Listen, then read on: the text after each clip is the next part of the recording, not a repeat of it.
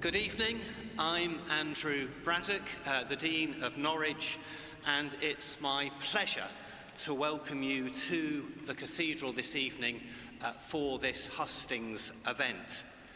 One of the roles of Norwich Cathedral is to provide both sacred space and common ground, to be a safe place for people of different backgrounds and views to come together and to interact.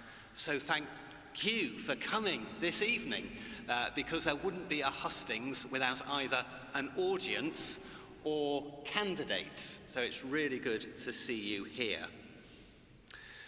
Following the guidance of the Electoral Commission, all candidates standing in the Norwich North constituency were invited to be here this evening, and I'm joined on the stage by Charlotte Salomon, the Conservative candidate, Alice Macdonald, the Labour candidate, Nick Taylor, the Reform Party candidate, and Fiona Grace, Independent candidate. Ben Price, the Green candidate for Norwich North, is not able to be with us, but the Green Party have sent a representative, Catherine Rowett. Welcome to you. And the Liberal Democrat candidate was unavailable. In a moment, I will say a little more about the format for the evening, but first some very practical announcements.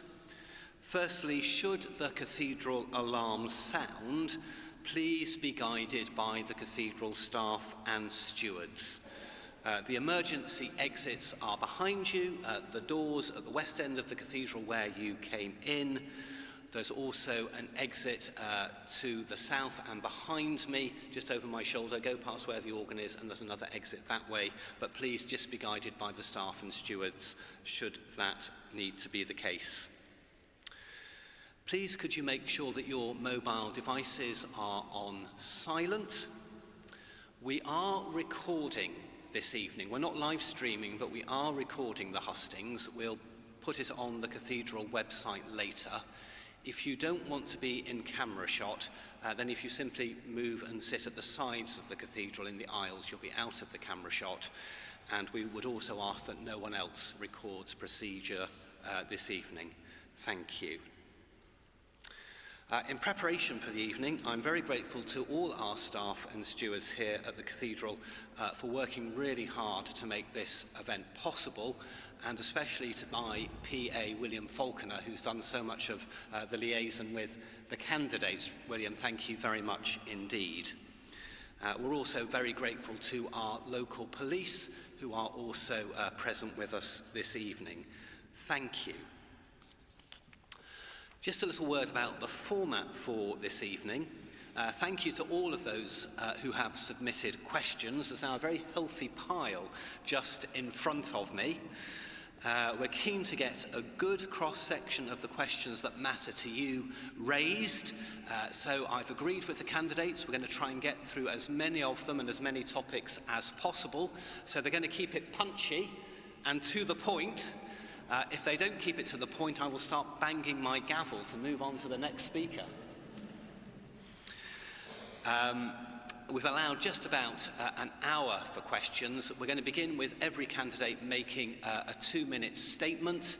Then we'll go to the questions, and then at about 8:45, I'm going to invite each candidate to make a final 1-minute statement, and then we will wind up just a little bit before 9 o'clock.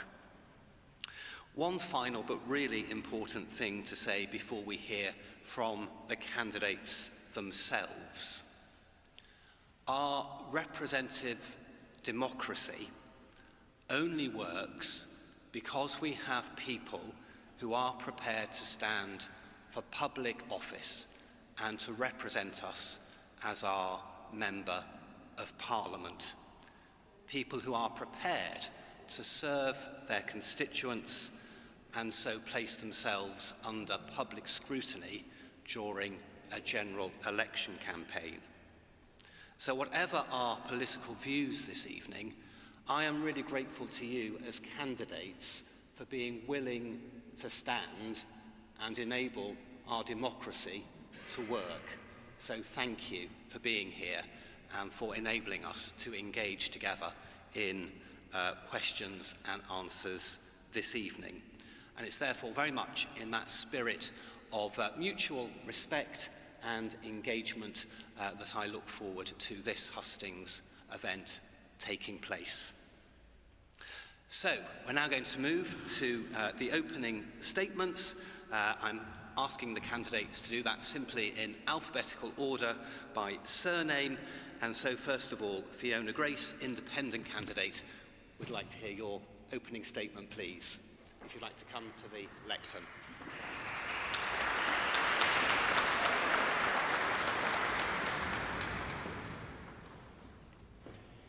Hi. Evening.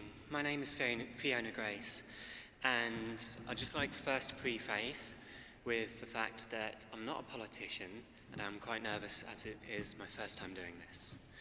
I would prefer to not be stood here, but as the situation stands with the state of UK politics, where we have a top-down democracy, where we're no longer represented as people in our communities, something needs to change, and that's what Assemble is about, to help try and coalesce the left into further action where we can meet and have talks. Okay. So a little bit about my background, just quickly. As I said, I'm not a politician, but I am a community advocate. So what I do, especially over the last year, is to listen to people's needs, to address them, certainly to the extent of mutual aid, making sure that the most vulnerable in our communities stay housed, fed, bills paid, and this takes up a lot of my time. 50 to 70 hours a week I put in to our community on a global scale, while a lot less than this, with a following of 25,000 on my page. Sorry, I am babbling because I'm quite nervous. What I plan, obviously, is to help on a much grander basis, if I can, if I am able to, be a voice for people who need it. I think that's all I can say for now. Thank you. Thank you.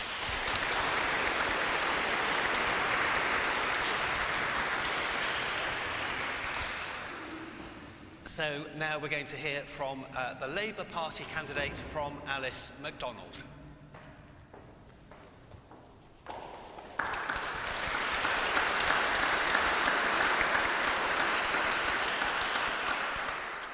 Thank you.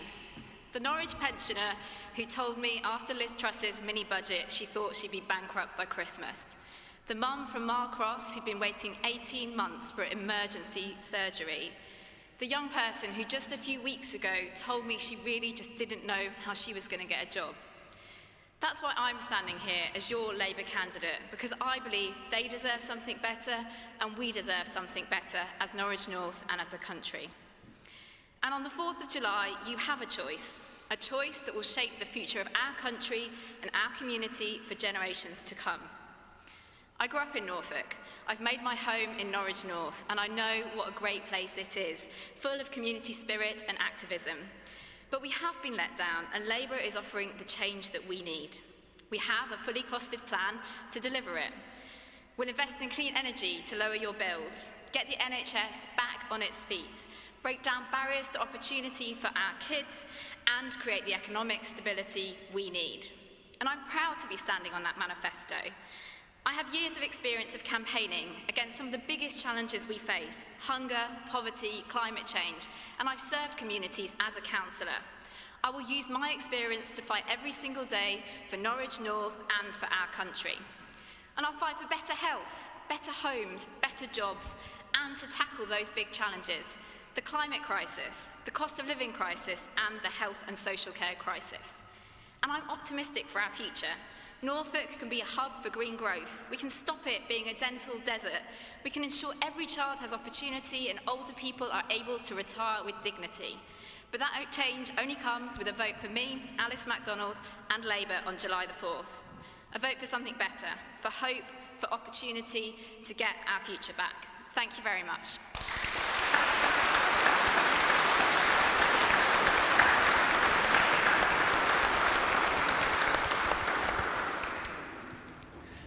We're now going to hear from Catherine Rowett, the representative for the Green Party.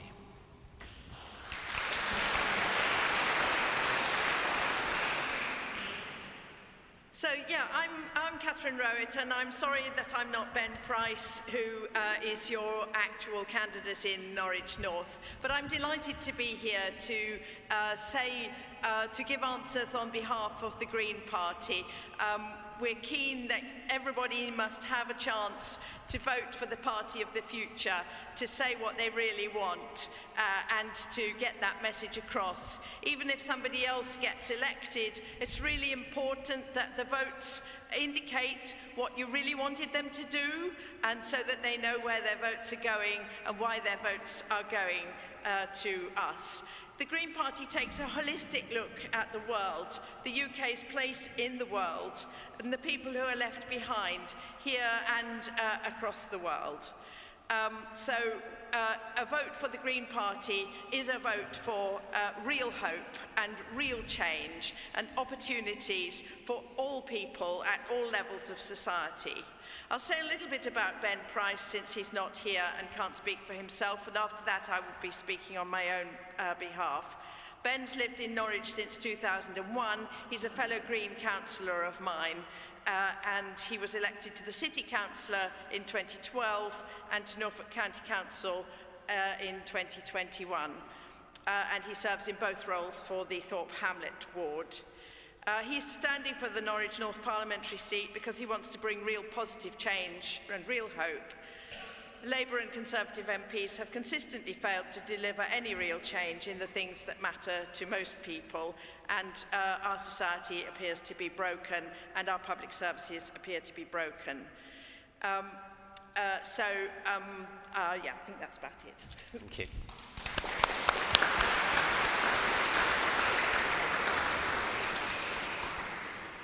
So we hear next from the Conservative Party candidate, Charlotte Salomon.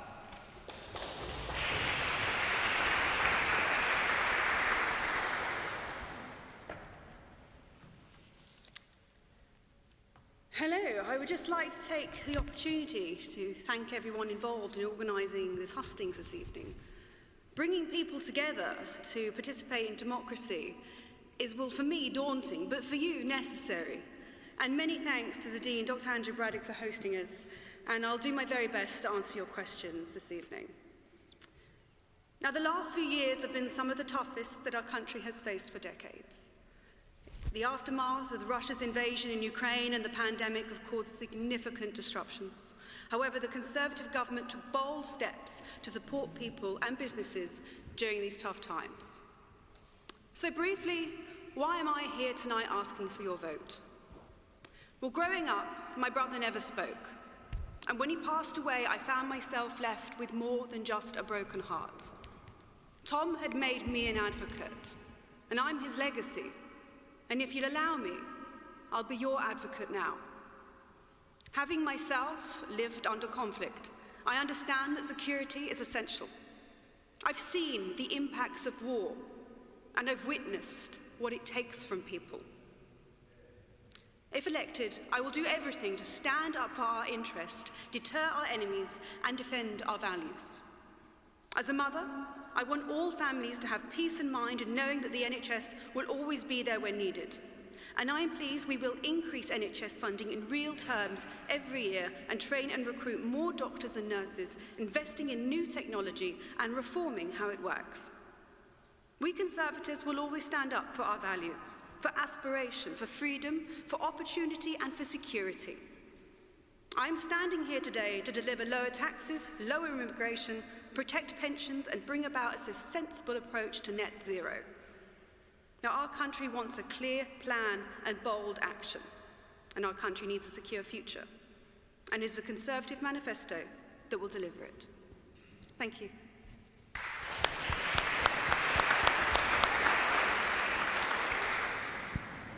And finally, the Reform Party candidate, Nick Taylor.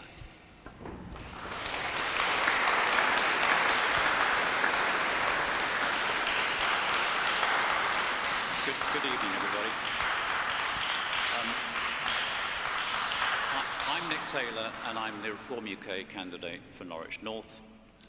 And Reform UK is a party for seemingly an ever-growing number of people who have all come to the conclusion that the two-party state that has been in place for a century no longer serves our interests.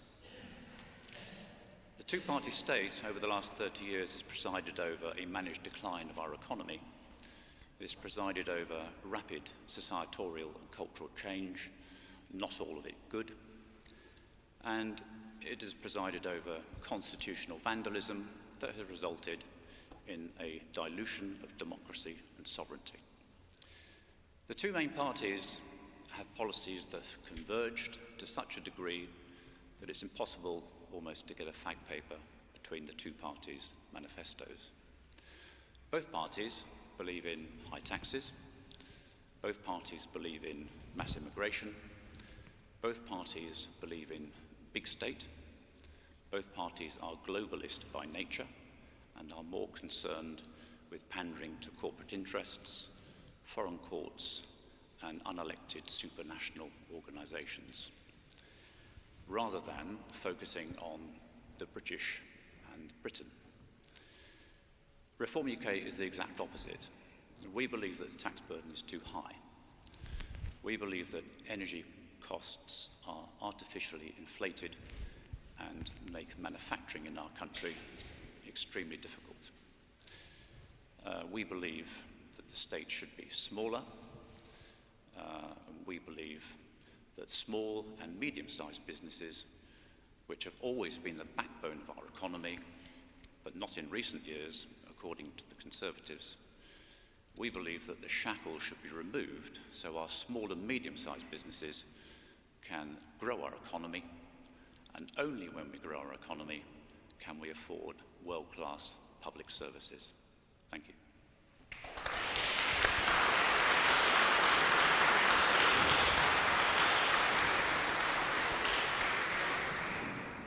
Thank you all very much for those opening statements.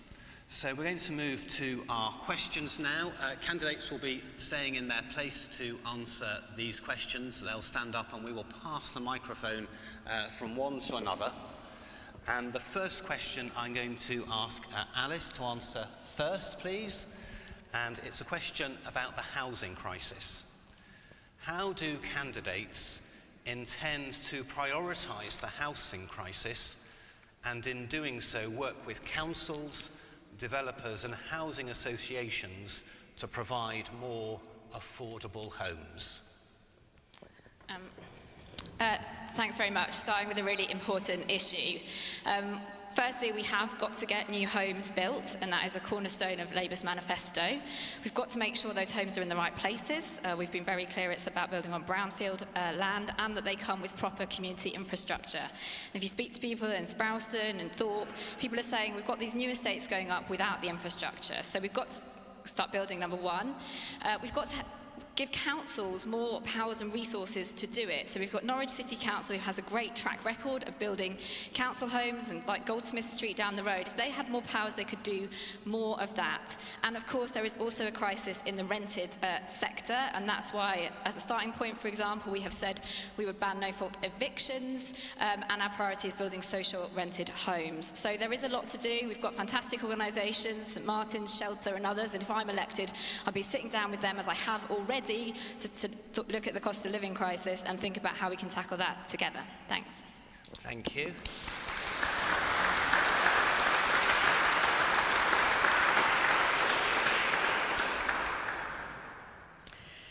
Yes, right home, right place, right price. That's our ambition in the Green Party. 150,000 new homes are required, and these would be primarily, we want council housing and housing associations, so social homes. Some would be new, some would be refurbishment. There are 1 million empty homes in the UK, and we have more houses per person than we've ever had before.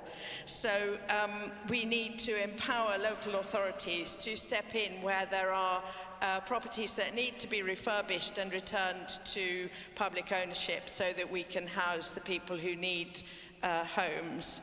The homes need to be affordable, so we're in favour of rent controls where the market is becoming overheated in a particular area. Sometimes there are monopolies on rented property, and we're feeding that through housing benefit. So it also requires benefit reforms to ensure that the housing is actually at an affordable price. Thank you very much.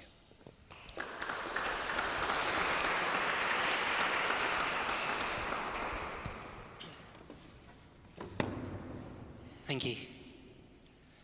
So I don't believe there is a housing crisis in terms of number of houses available. There are plenty of homes, and our country is not overpopulated.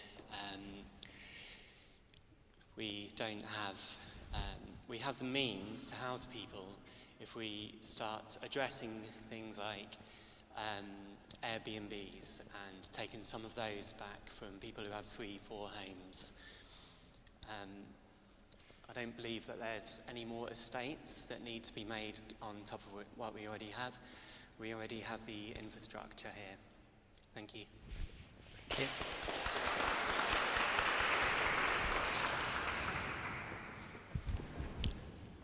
Well, we certainly do have a housing crisis, and we certainly are overpopulated. England is the most densely populated country in Europe or anywhere in the G7 or the developed world. Property is about supply and demand. We don't have enough supply, and we have too much demand. Governments of the last 20 years have decided to increase our population at a much faster rate than we can ever build houses. Hence, this is one contributing factor to the housing crisis. If we look at the private rental sector, this has shrunk in recent years. The private rental sector is vital for housing, just as much as the social housing sector is vital. The private rental sector has shrunk due to government legislation. So what we would do is reverse that legislation so that the private rental sector expands. We believe in brownfield development. We do not believe in building on green land because it is terrible for the environment. And we need that land for agriculture. We only grow half of the food we need in this country. We import the rest. This makes us incredibly vulnerable when some despot around the world decides to get merry. So brownfield development, mostly social housing, small units, 1 and 2 bedroom units. Newsflash, governments don't build houses, developers build houses. They build what they want, where they want, how they want. And until we control that process, we won't really solve the housing crisis.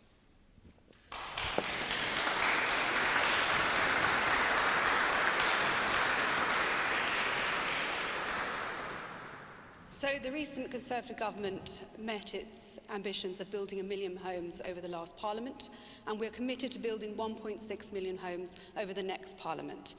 We're also advocating for the right homes in the right places and want to make sure that local authorities use their infrastructure levy to make sure that the right local infrastructure amenities are in the right place, so GP surgeries and schools. We're also hoping to get rid of EU legacy legislation like neutral neutrality to make sure that 100,000 homes that have previously been blocked can now be built with locals' consent.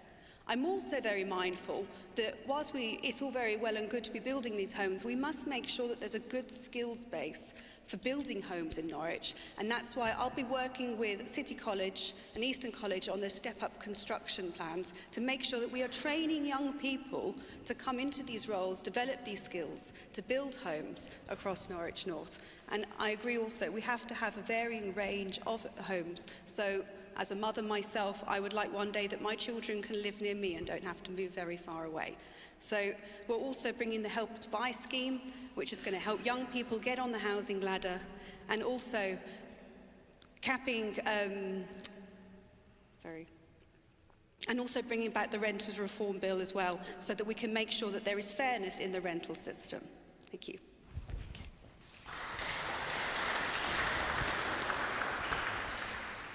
So we're going to move on to our next question now, which is to do with fuel prices.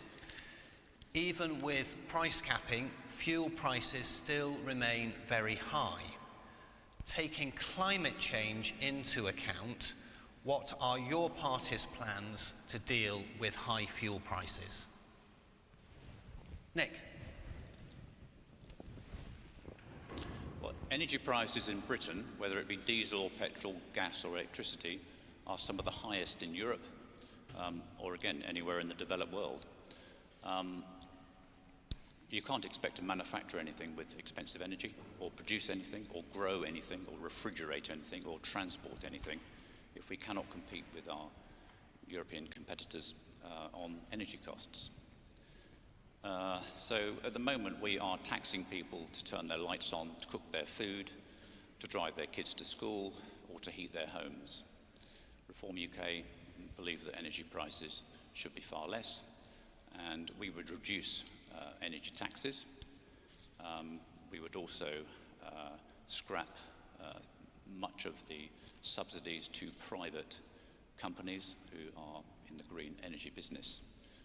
We don't see why private companies should be subsidised by the taxpayer. So that really is our position. We should have more of our own energy. At the moment we ship gas on ships from the other side of the world. It is turned into liquid, put on the ship. At the other end it's turned back into a gas. Clearly, environmentally, this is nuts. And we should be using our own gas and not importing it. So that's our position on that. Thank you. Thank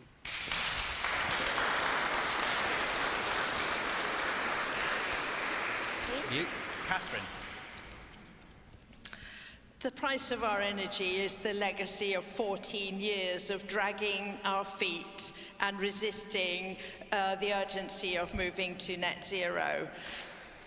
Renewable energy is much, much, much, much cheaper and much, much, much better than any of the fossil fuel energy that we're still using. Why are we still using it when it's been decades since we knew that we should get off fossil fuel energy? And we're paying foreign governments and we're paying oil companies to mine this energy for us when we could be self-sufficient. The cheapest energy is the energy you don't use, that you don't have to buy. And that means insulation, warm homes, ending the drafty homes and the damp homes that people are living in and paying high bills to heat. As Nick said, we are shipping gas in, we're shipping in wood pellets from ancient forests in America to feed a greenwash power station called Drax, which they describe as renewable. That's not renewable, that's cutting down ancient wood that is not growing as fast as it should, as it needs to replace it. We need actual, proper, serious work towards freeing ourselves from this enslavement to the fossil fuel industry. And we would be there by now if people had taken it seriously over the last 3 decades.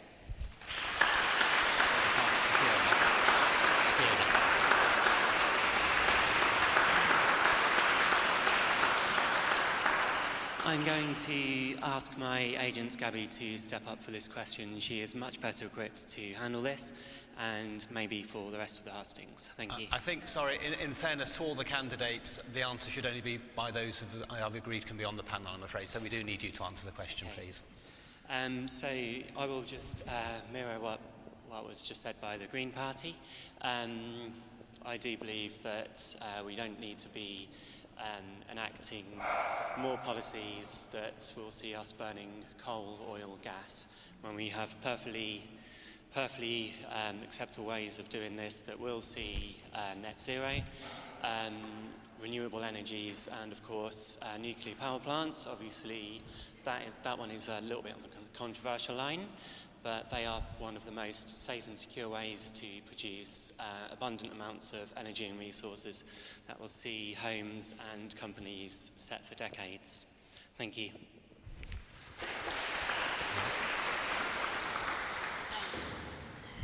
Yeah, I mean, I think there's quite a lot of agreement on the fact that we have to transition to cleaner energy, and that's why one of the first 6 steps that Labour has set out is setting up Great British Energy to invest in publicly owned clean energy. I'm not going to repeat a lot of what people have said, but the point I did also want to make is that Norfolk could be right at the hub of this in terms of offshore wind, and that is not only going to help lower people's bills, but it is also going to create jobs here in the east. We have said also we do need to reform the planning system to address some of the blockages, and we would remove the ban on onshore wind, for example, so that we can get that going again. It's not going to be easy, and it is going to take time, but we have to be clear about the steps that are needed, because it is in everyone's interest. And as we've seen with the conflicts going on, we have to have our own energy security so that we can make sure that prices we're more in control of them than we are now. So yeah, I think quite a lot of agreement on clean energy, but we've got to be very clear about how we're going to get there in the next Parliament. Thank you.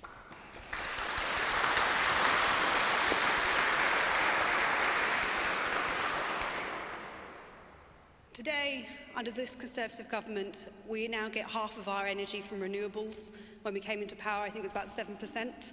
So we've come really far. We've been leading the world on climate change and green energy, and there's definitely a long way to go. But I will say one thing, with Putin's war in Ukraine, we have come to realise that energy security is a crucial factor in getting to net zero. We have to make sure that we're getting to it whilst both bolstering our energy security, but also making sure that it's not hitting people too hard in our pockets. So we will treble in our next in the future manifesto, we are trebling wind capacity, offshore wind capacity, and we're building new carbon storage clusters so that we can get to net zero in a quick but pragmatic way. Thank you.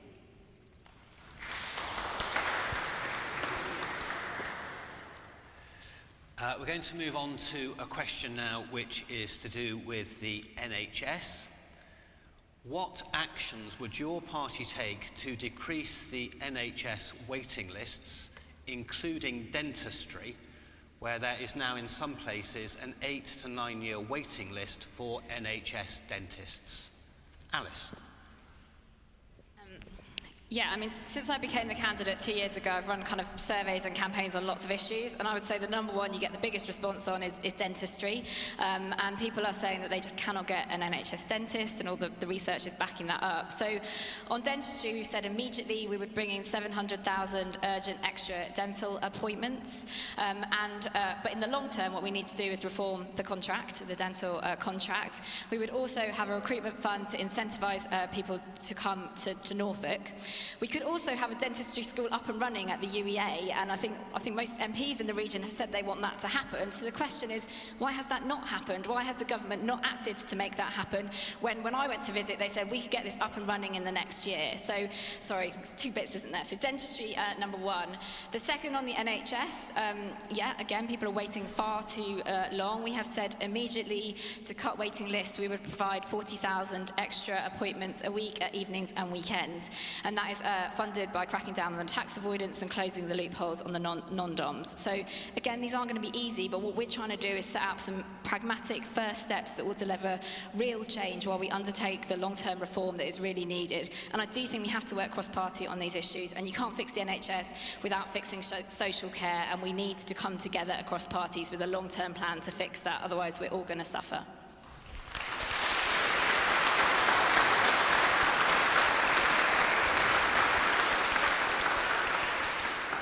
Yes, I agree. I do think we need some cross-party consensus on the NHS. We need a long-term workforce plan. That's what the Conservative manifesto is bringing forward. We're going to be recruiting more nurses and more doctors and making sure there are more GP appointments available for you and your family. I'm also campaigning for a new dental school at the UEA to make sure that we are training and retaining more dentists here in Norwich. We're also building more community diagnostic centres, like the one that we have at the NNN, and the Norwich Community Hospital has benefited from 19.4 in funding for a new ward to relieve some of those pressures. So yes, it does take investment. It also takes some digitising of technology and bringing technology into our doctors' surgeries and hospitals. But it takes things like the Pharmacy First plan, which we've now going to be extending under the next manifesto, which is freeing up 20 million appointments over the next year. But one thing I want to say crucially about that, after speaking to many pharmacists in the region, is that we must support our pharmacists in delivering these services, and that's exactly what I'm going to be doing if you elect me.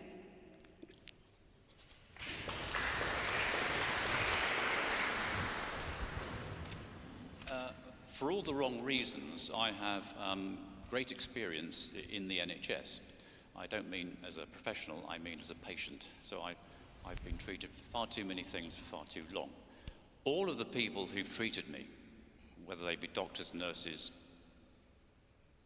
physiotherapists, have all been highly skillful, highly compassionate, dedicated and hardworking.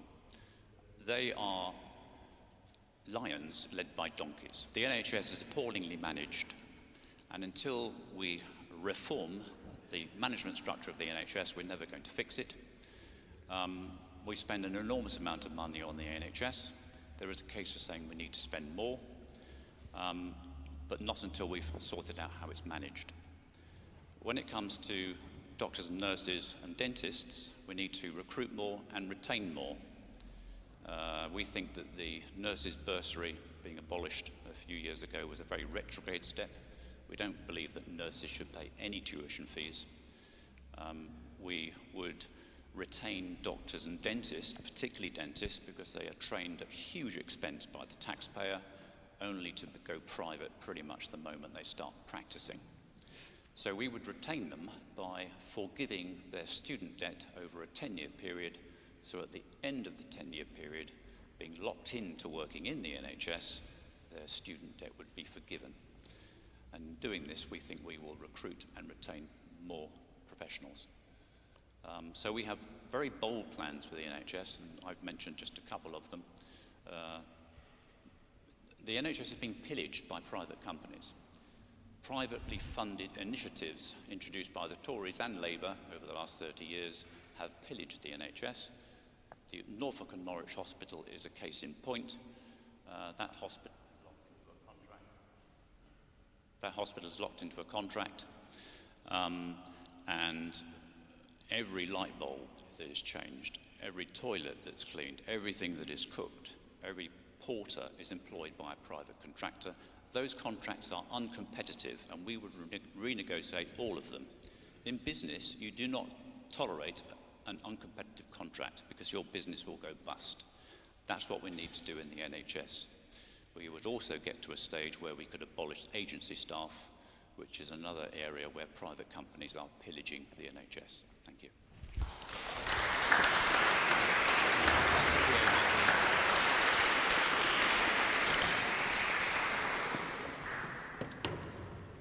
I've got to say, it's quite funny that the right wing should penalise the working class for their own ineptitude. We just need to renationalise all of our public services, including the NHS, take it back from private, and while this is one of my core beliefs, it is not on me to voice that, because I am just a mouthpiece for Assemble. I, of course, am trying to recover from being a bit flustered earlier, so I apologise for that. But the People's Assemblies would be just meetings of local people to voice their opinions on what to do with local, national and potentially international topics of discussion to enact upon.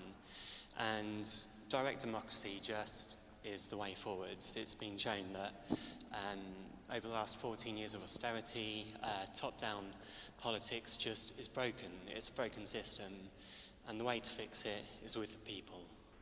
Thank you. And sorry, Fiona, can I just ask, the question was about waiting lists and dentistry. Is there anything specific on that you'd like to say? I don't know how to address that myself. Okay. That would be community-led. All right, thank you. Thank you very much. Catherine.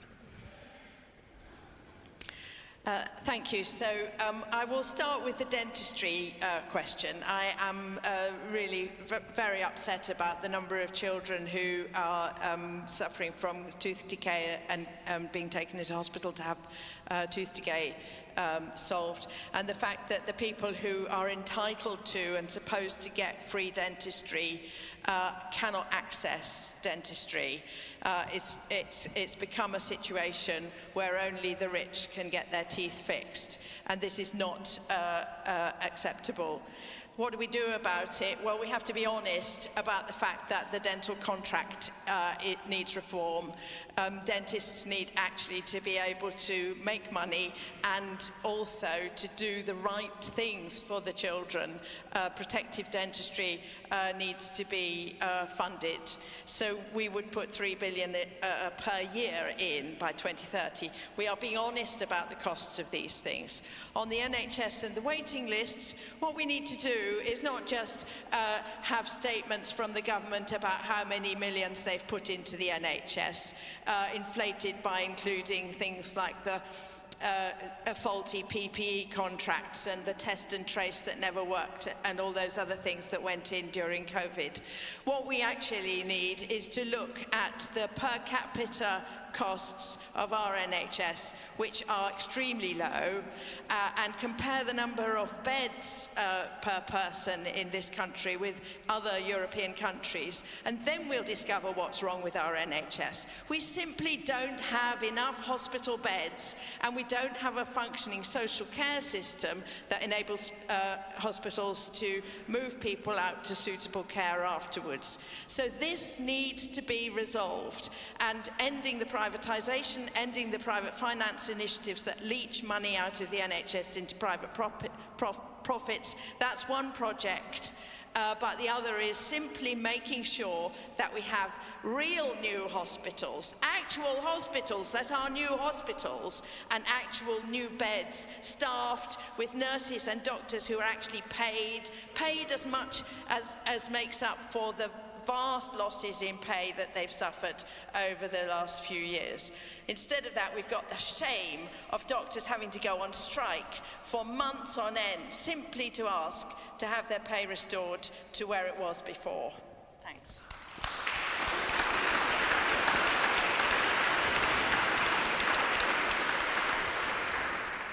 We're going to move on to a question about education.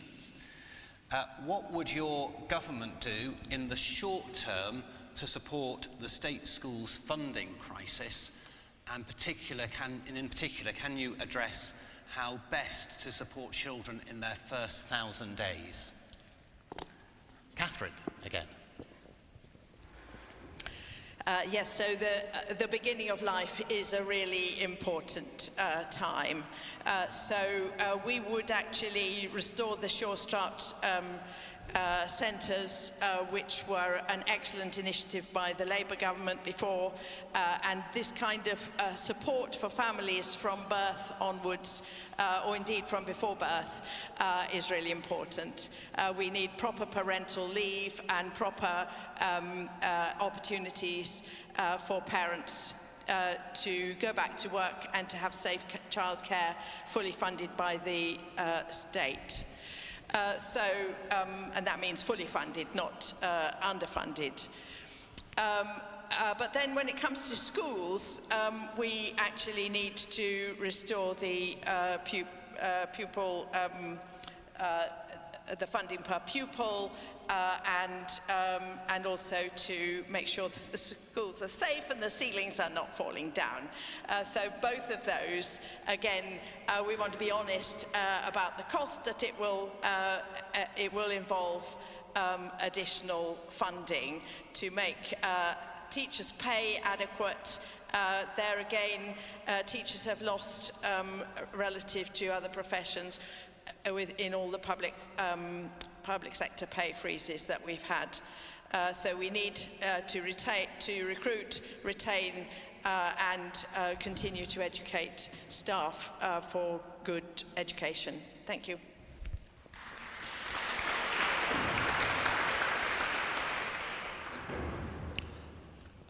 We believe that the most vital people in very young children's lives are their parents. We would make changes to the tax system that would allow one or other parent to be at home for a bit longer and not rush back to work quite so quickly. And we believe this would give a much better grounding for children to start with. Of course, education needs more investment, particularly, I have to say, with buildings that teachers and pupils have to tolerate. Educational standards, to be fair, have improved over the last decade, but it's the environment that I think is the most acute problem. The question about funding comes up, whether we're talking about health or education or anything else. And I get back to my original point, which is that good public services are only affordable if we grow the economy. We cannot simply tax people to death. The tax burden is already higher than it's been for 75 years. If you don't know that, I'm sure you do, you've been told it many, many times. We cannot keep taxing people till the pips squeak. We have to grow the economy, grow the size of the cake, and then we can enjoy world-class public services. But economic growth over the last decade has been completely lamentable, and we have to focus more on releasing our businesses to grow the economy, and then we can have what we want in the way of public services.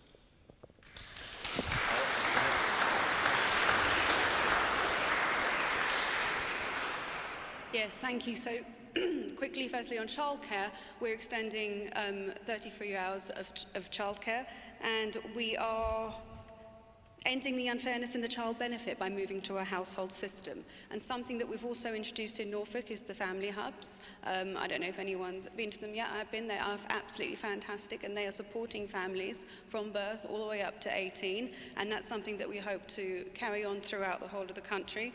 With schools, it's a really passionate part for me as a school governor. I love speaking to schools and teachers. I think they've done a fantastic job. As you know, under the last 14 years, schools have now increased as 90% good or outstanding. I think we could do a lot more. I'm pleased that we are building 500 new schools, and the First Side Junior School is going to be benefiting from that. But I want to go further, and I want schools to be collaborating with each other and have really good conversations with teachers and how we can improve education in their individual schools and how that can impact and grow across Norfolk. Thank you.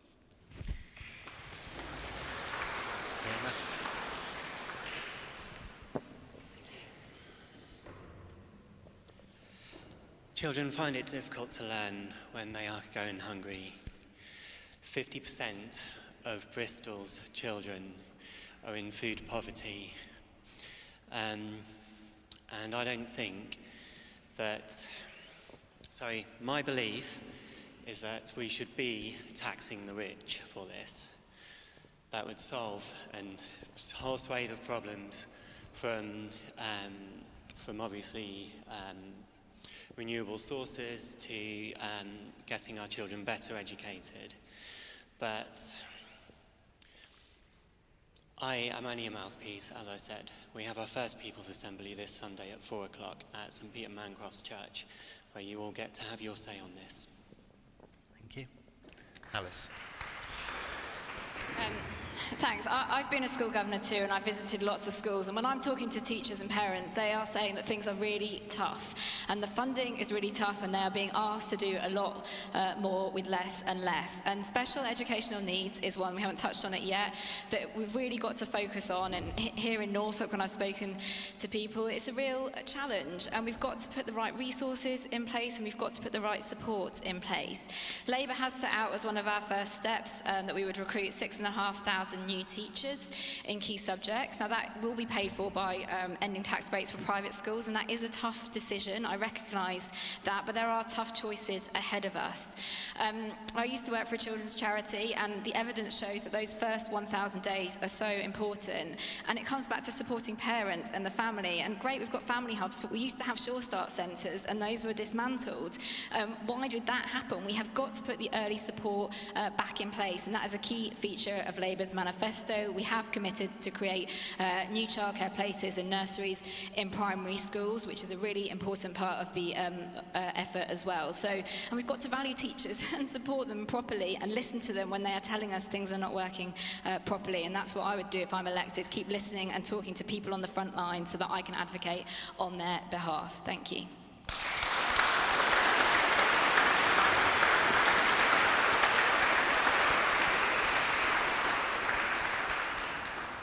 We're going to move on now to a question about migration. What would members of the panel do about stopping boats crossing the Channel and leaving the European Court of Human Rights? Nick? Well, my response may be rather different to the other panellists. Illegal immigration is a big problem for our country. It is, however, a smokescreen to take our eye off the ball with the just a serious problem, which is legal migration, but we're not talking about that. Illegal migration is a huge security risk for our country, and it is incredibly costly. We've talked about how we put more money into public services. Well, we're spending £14 billion a year just housing illegal immigrants, and I'm sure we'd all agree that money could be better spent. So what we would do about it is, as for the ECHR, if we felt that continued not to serve our national interest, we would leave it. We'd rather not, but if it no longer served our purposes, we would leave it. We would return illegal immigrants to the safe country that they came from. There are at least 7 current return agreements with different countries that the Home Office is not fully utilising or isn't utilising at all. So the first step would be to utilise those. These are agreements with countries like Pakistan, India, Turkey, some Eastern Bloc countries we're just not using. So we would use those first, then we would return illegal immigrants back to France, and it wouldn't take many returns before the people traffickers realised the business model was broken, and we would see a radical decline in people coming across the Channel. And although this sounds hard, it is, in the end, the safest and kindest thing to do, because it would stop people drowning in the Channel. Encouraging these people to come is encouraging some of them to their deaths, and we don't think that is the right thing to do. Thank you.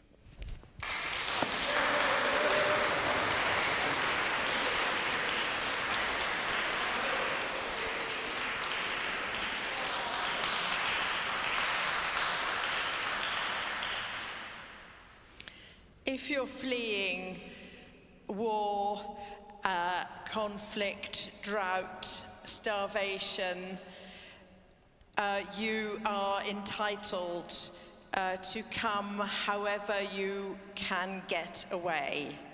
You are entitled to go anywhere and ask for asylum, and so there is no such thing as an illegal immigrant.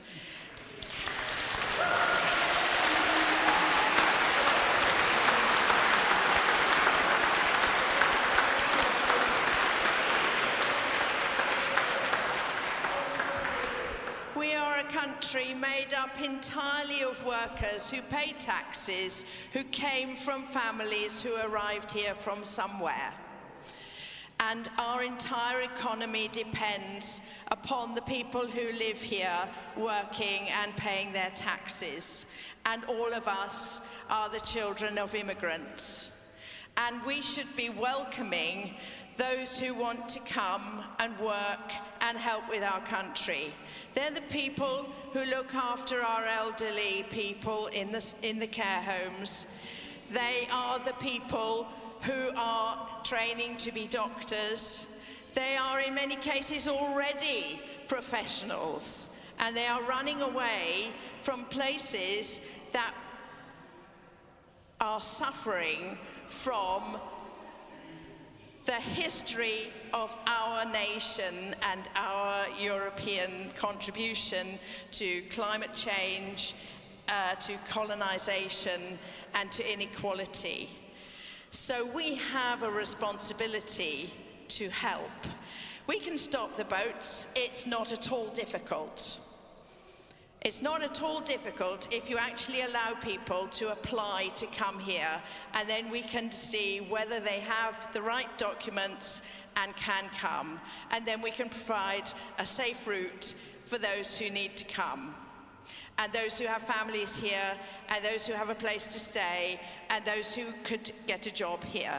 We don't need to be putting them all up in hotels and paying for them and not allowing them to work because we're being too slow to process them, because we've got a totally inefficient Home Office that is underfunded and has suffered from cuts the same as everybody else. And so then we fill all our hotels with people who are just waiting to be told whether they can stay or not.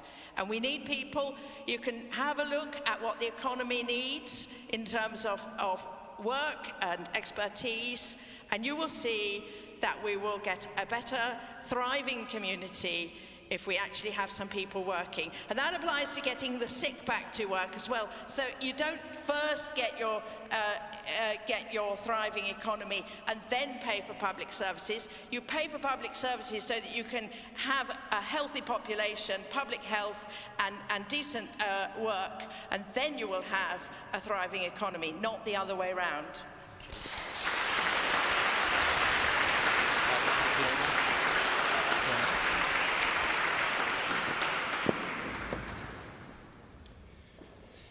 There is no such thing as an illegal immigrant. There are migrants from war-torn countries, wars that we perpetuate. We are the colonizers, and we will not stand for this anymore.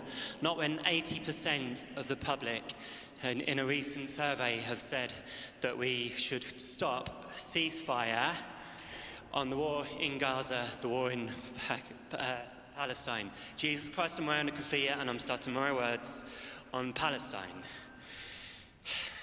Again, I'm still nervous, I'm so sorry. This is the first time I've ever done this. And I don't want to have to. We shouldn't have to stand here and say that we deserve our human rights. They are indelible. They should be just set in stone. Again, I defer to the People's Assemblies that we will start to host on Sunday so that we can hear all opinions on migration and more. Thank you. Alice? Thanks. I mean, I think it's clear that this conversation provokes strong reactions, and I think it is important we talk about it in a measured way. The question was specifically about gangs, the small boats, and it is clear that we do have to tackle the criminal gangs who are exploiting people on those crossings, and that is why we have said that we would set up a new border security command with counter-terrorism powers to address that. We also do have to recognise there is a huge backlog in the asylum system, and it is not functioning properly. And we have always been a tolerant and fair country, and when people are coming here and genuinely seeking refuge, it it's right that they are heard properly, their cases are assessed, and if they've got a genuine, right to be here, then, we have got that history. And it was World Refugee Day a few days ago. I know the cathedral's got, I think, Cathedral of Sanctuary status now. So I think it's important to recognise we are talking about people's lives. But we do have to have a system that works. So if people don't have a right to be here, that's right. We have to have agreements that they go back. So I do think we have to talk about this in a measured way. And just to pick up on immigration more broadly, we have said that we will review the points-based system that looks at skills and people coming here, and also that we recognise the contribution people have made, but we've also got a plan for workforce and skills development in this country as well. So I do hope we can have this conversation throughout the course of this campaign and beyond in a measured way that gets us some solutions that work for people. Thank you.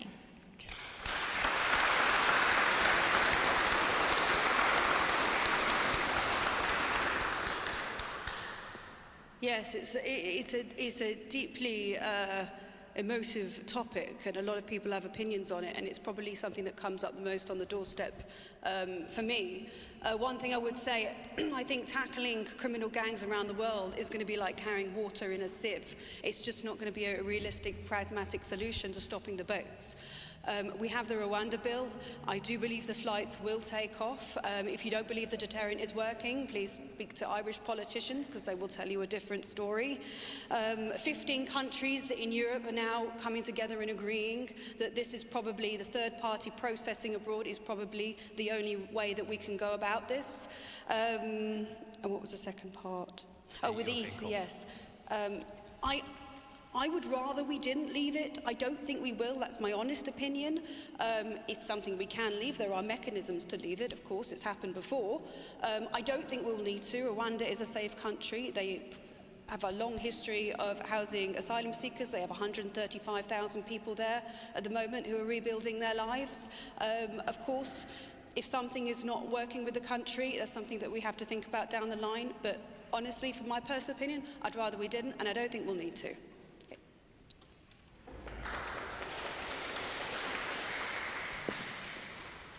We're going to move on to a question now about poverty, and in particular, what does your party think about the rising use of food banks in Norwich, and what are you going to do about it? Catherine. There are several aspects to poverty. One thing is the benefit system. The two-child benefit cap is a shameful policy which has left many families and children in dire poverty. And this is not the fault of those children, and we really should be ashamed of policies that leave children in, so the proportion of children in poverty is going up, not down. The second thing is that what we call a cost of living crisis, which is leaving many people unable to afford their bills and unable to both heat and eat. This is actually a low wages crisis and a low benefits crisis. So we've allowed this country, which is one of the richest countries in the world, to treat its workers as if they were in a third world country, that as if they should be kept on the lowest wages possible. This is completely unacceptable. It leads to greater and greater inequality, because they'll tell you wealth trickles down, but it doesn't, it trickles up. And of course, the other thing that I should say about how you get a thriving economy is that if you give money to people who will spend it, that is ordinary people, people who need stuff, then they will spend it, and it goes round and round in the local economy. So cutting benefits is one of the surest ways, and cutting wages, one of the surest ways to make the economy go into a decline. Improving wages and improving the benefits for those who can't work, sickness benefits, out-of-work benefits, These are the ways actually to enable small businesses to survive, because people go and spend their money in the local economy. So it's a false economy to leave people in poverty.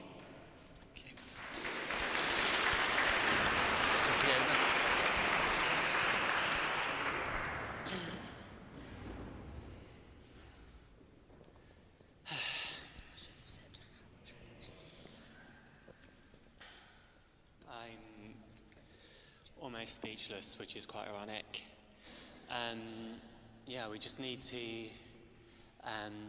pay better wages, be better with our benefit system, where we have equity over equality, so each individual's person's needs is met, no longer penalising the disabled and the working class.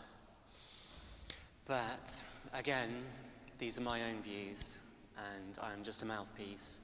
People's Assembly, 4 p.m. on Sunday, St. Peter's, Mancroft. Thank you. Thank you. Nick?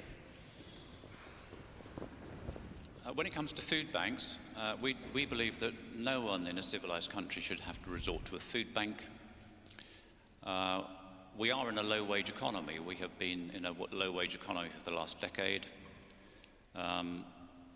The wages of working-class British people have been suppressed by imported cheap labour, which is absolutely adored by corporations, and that's a fact of life. We would reduce energy costs. You've already heard that. One of the biggest costs for working-class people, the working poor, people who go to work full-time and still have to go to a food bank. One of their biggest costs is energy. Why are we taxing people to cook their food, turn their lights on and heat their house? So we would clearly change that. The biggest thing we could do for lower earners is to take them out of tax altogether. That's why Reform UK proposes a radical increase in the basic rate tax threshold. It's been stuck at about £12,500 for a very long time, and more people have been sucked into paying taxes. We would take that right up over the period of a 5-year term to £20,000. This would take some people out of tax altogether, and it would reduce radically the tax for people on minimum wage and average earners. And this is the biggest single thing we could do to alleviate poverty in a generation. So that's what we would do to eliminate food banks. Thank you.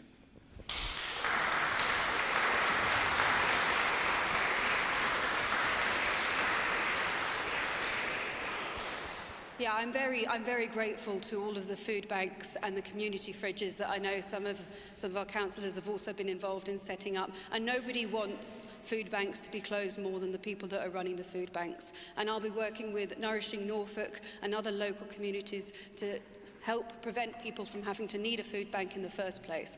I'm actually agree that taxes do play a large part of this, and we'll be cutting real taxes for workers, and we've been doing so and we will continue to do so. Now that inflation is coming down, things are going to start feeling a little bit better.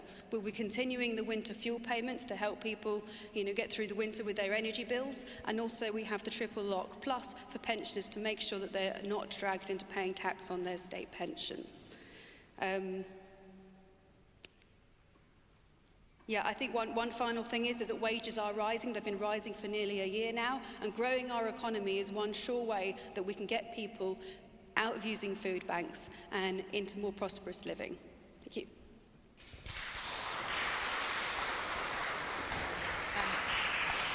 I think we all agree that we don't want food banks, we don't want warm spaces either, or baby banks.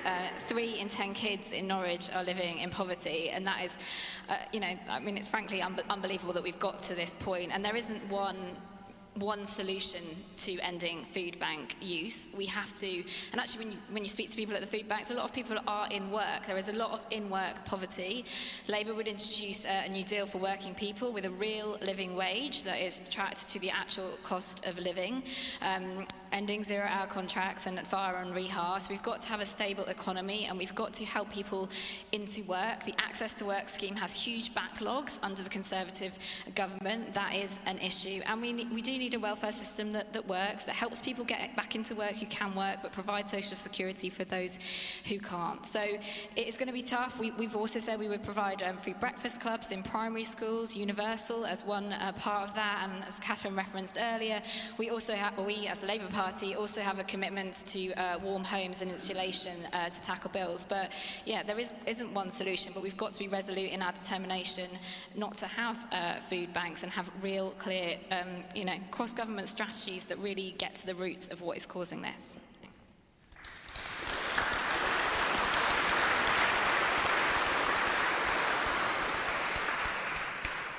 As well as a number of the local issues we've touched on tonight, we have had a number of questions around foreign policy matters, so we're going to move towards that as we move towards the end of our hustings. And the question is this: if elected, would you advocate for a two-state solution to the appalling crisis in Gaza, Israel and the West Bank? Charlotte. Yes, I've for a long time I've been calling for a two-state solution. Look, this conflict is exceptionally complex, and it's been going on for a very long time. And a lot of people like to simplify it in the press, and I think it's a very difficult thing to tackle. I think the best thing for a British government to do is to advocate for a two-state solution, and hopefully that will bring peace to the region. Catherine?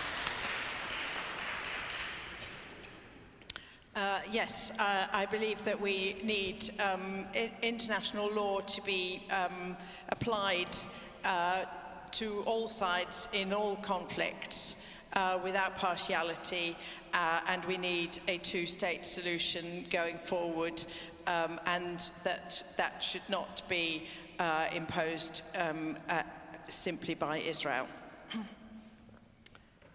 Alice? Yes, the only way we will end the conflict is with a two-state solution. So I think we'll all probably think that is a solution. We also obviously need immediate action right now to be pushing for the ceasefire that we need. Before this, my last job was running a global campaign against hunger. The fact we have famine looming is unconscionable, and we need to have humanitarian aid getting in right now. So yes, we do need a two-state solution, and that's got to be an international effort to get to that. Thank you.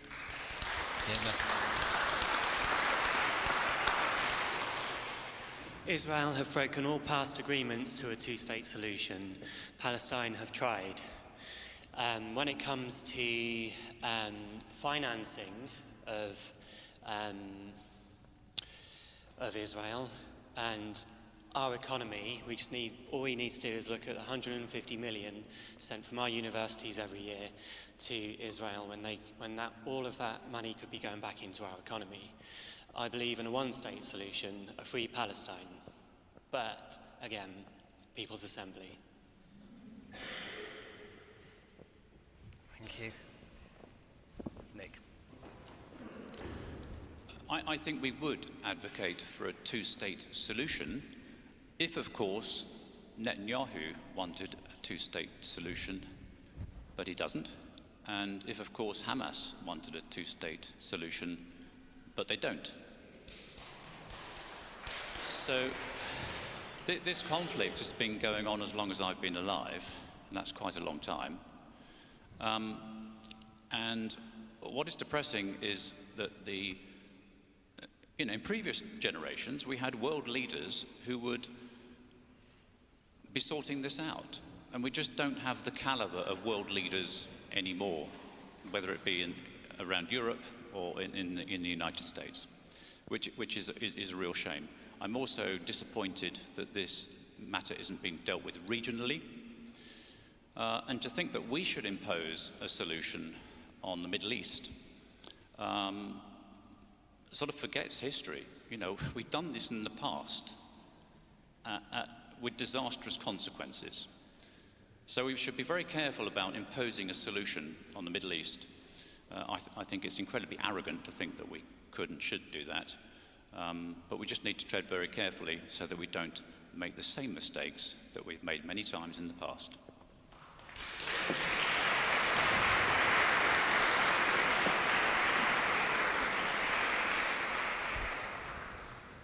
So we're coming up to our final question of the evening before we invite the candidates to make their final brief closing statement. So here is your final question, candidates. Should we not consider, as other nations have done, to ban opinion polls during an election campaign? Charlotte? I don't think that's in the spirit of democracy as much as I'd quite like it. I think we should all ban ourselves from looking at them as candidates. It's not done as... So I should be standing up, shouldn't I? I'm sorry. Should we ban opinion polls? No. I'm conservative. I don't like banning things. But I will definitely be looking at less of them in the future, I promise. Nick?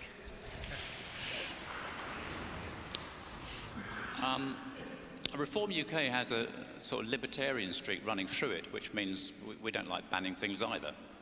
However, I think we need to look at opinion polls in the context that it is the opinion poll industry, and the opinion pollsters are part of the establishment, and we should take them with a pinch of salt.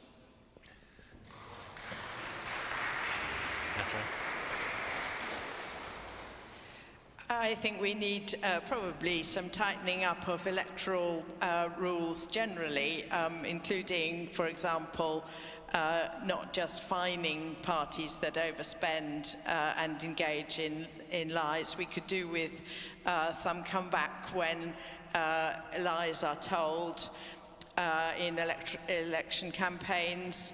There's an awful lot of use of bar charts and opinion polls, and all of that is pretty confusing to people, and it would be nice if election campaigns were a bit cleaner.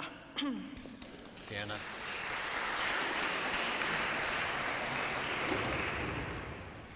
I don't have an opinion on opinion polls.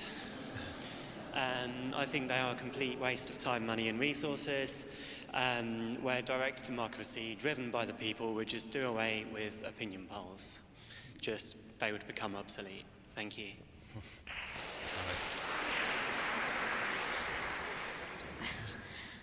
No, I don't think we should ban opinion polls. I think, there can be a useful contribution to the debate.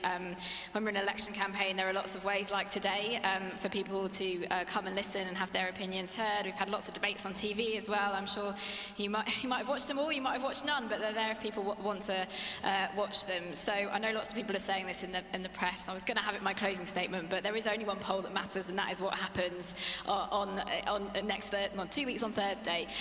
So, we can look at the polls, we can read what we want from them, but what really matters is that people go and vote, because I think the most important thing is people do vote, whoever you vote for, because it's a right that lots of people have fought very hard for. So I do hope people will go and vote when we get to that day in just a few days' time. Thanks. Thank you.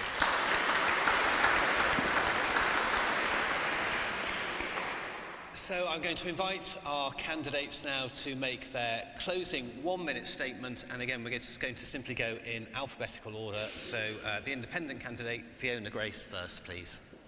If you'd like to use the lectern for this final statement.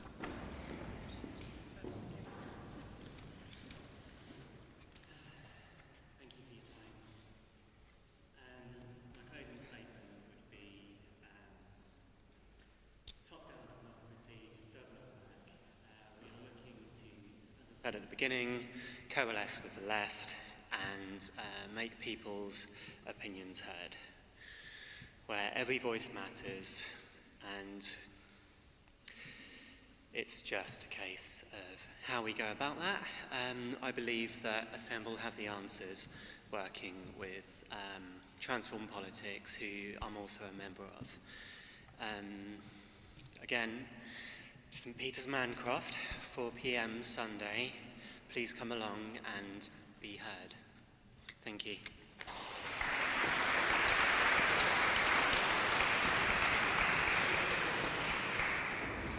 So, Alice Macdonald, closing statement, the Labour Party candidate. Thank you very much to you all for coming here on a Friday night, to the Cathedral for hosting us, and the Dean and everyone who's been involved. For me, this is what democracy should be about, a civil debate about the issues that really matter, the changes we want to see, and hearing about the differences between parties. And the changes I want and Labour want are clear. We want a stronger economy, an NHS fit for purpose, a better future for our kids, dignity for older people, and a sustainable planet. So if you want a change from the chaos of the last 5 years, if you want someone from Norfolk who lives in Norwich North who will stand up and work with all of you to get the best outcomes for our area, our county, and our country, please vote for me, Alice Macdonald, and Labour on the 4th of July. Thank you very much.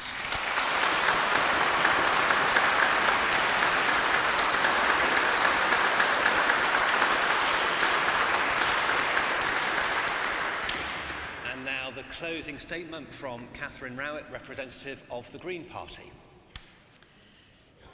Thank you very much for listening.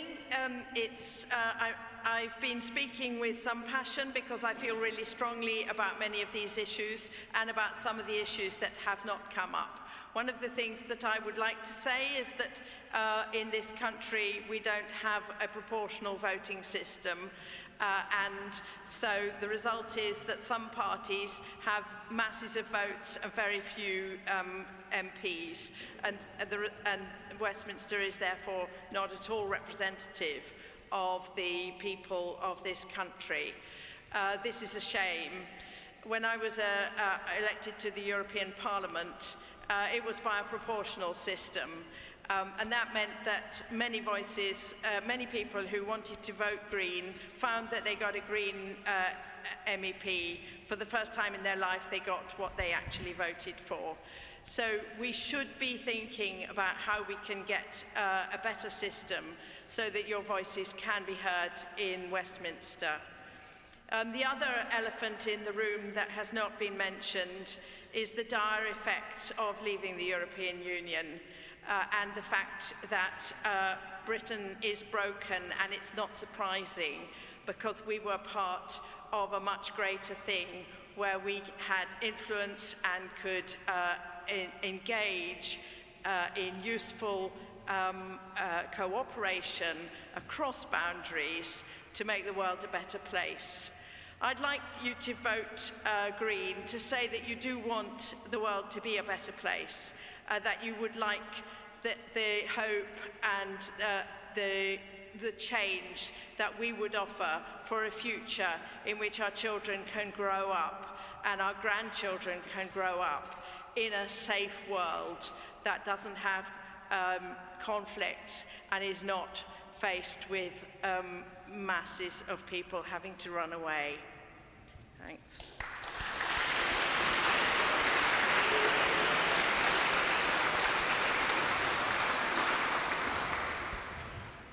The closing statement from Charlotte Salomon, the Conservative Party candidate.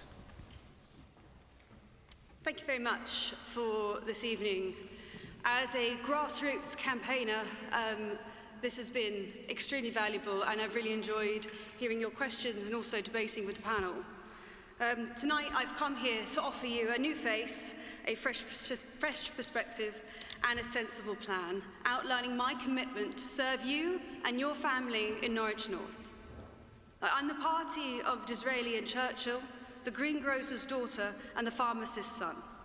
I'm really proud of our country, and I draw strength from the great and brave things that this nation has achieved. With your support, on the 4th of July, I will work with you to build a strong and secure future in Norwich North that we can all be proud of. Thank you.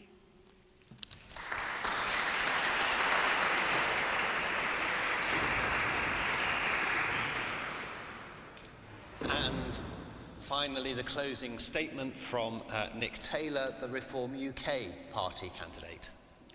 Well, when this election started, it seemed incredibly dull, and I feared that the turnout would be incredibly low as a consequence. Such was the level of disenchantment with the political classes and the lack of engagement. But as each day goes by, and it seems more interesting as each day goes by, and the more people tell us we can't do things and we won't do things and that we shouldn't really be here at all, the more we prove that we can do things and we will do things, and we grow our vote share and we grow our membership. One thing's for certain, after this general election, the political landscape will be different in the UK. There will no longer be a two-party state, and there will be an enormous case for proportional representation. And I share this view with the Greens and with the Liberal Democrats. It will be undeniable. And then we will have a different sort of politics. We will have more voices and different voices, which is exactly what we need. This will lead to better democracy and better governance. So if you want to vote for change, more optimism about our people and their prospects, more optimism about our economy and our position in the world, then the only vote for real change is Reform UK. Thank you.